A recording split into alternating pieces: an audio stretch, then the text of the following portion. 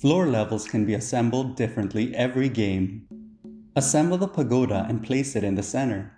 Place the scoreboard beside the pagoda. Shuffle the cards landscape side up and distribute 5 cards to each player. The game is played with the landscape side of the card revealed to all players. Do not reveal the groundwork side of the card to other players. Draw the remaining 3 cards and place them next to the pile. Place resource tokens around the pagoda. Arrange all 3 bonus tile types in descending order with the highest values on top. Now you are ready. The game is played clockwise from the starting player. Each player must perform 3 actions on their turn. Each action uses 1 card. There are 4 types of action, and players can choose them in their preferred order. The same action can be repeated multiple times. Lay groundwork. Place 1 card in front of you, groundwork side up. By collecting all required resources, the player can flip the card onto its landscape side. The order of a card within a set is indicated by a dot on the top right. You cannot lay 2 groundwork cards that have identical orders within the same set. Groundwork cards do not have to be laid in order. Only 3 groundwork cards can lie in front of each player at any given moment.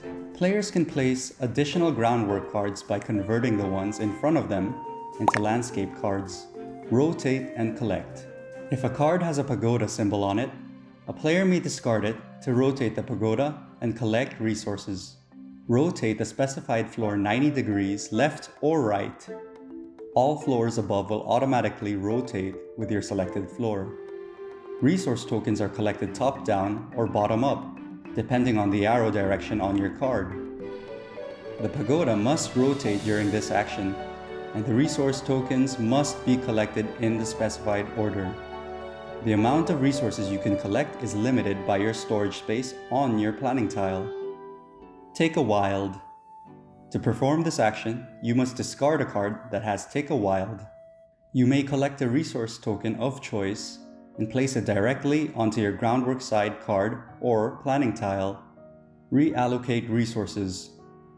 If the card has a hand card symbol, applies to all cards, a player may discard it to reallocate resources.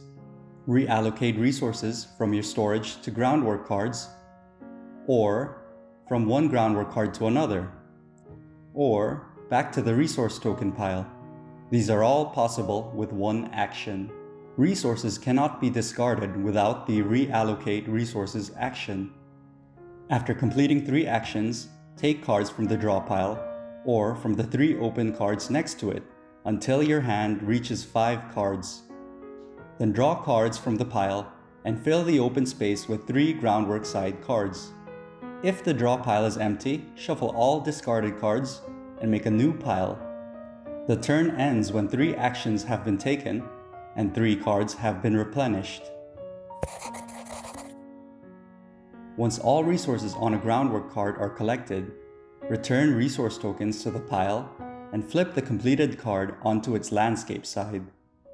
When this happens, receive favoritism from the color-specific god and advance your score marker by 1 on the scoreboard. This icon indicates that you may choose any color to advance your score marker. Previously completed landscape cards will be scored again if another card from the same set is completed. Whenever players obtain points that should advance them over 10, score markers for all other players in that color are pushed back by that value. If a score marker is pushed lower than 2, that score marker is removed from the remainder of the game. By completing a panorama through a full landscape set, players also receive bonus tiles of their choice. There are 3 bonus tile types, and each player cannot receive 2 bonus tiles of the same type. Planning space expansion increases your storage space by 1. Take Wilds allows you to collect resources and place them immediately onto your groundwork cards and storage. Extra Rewards adds bonus points to your final score.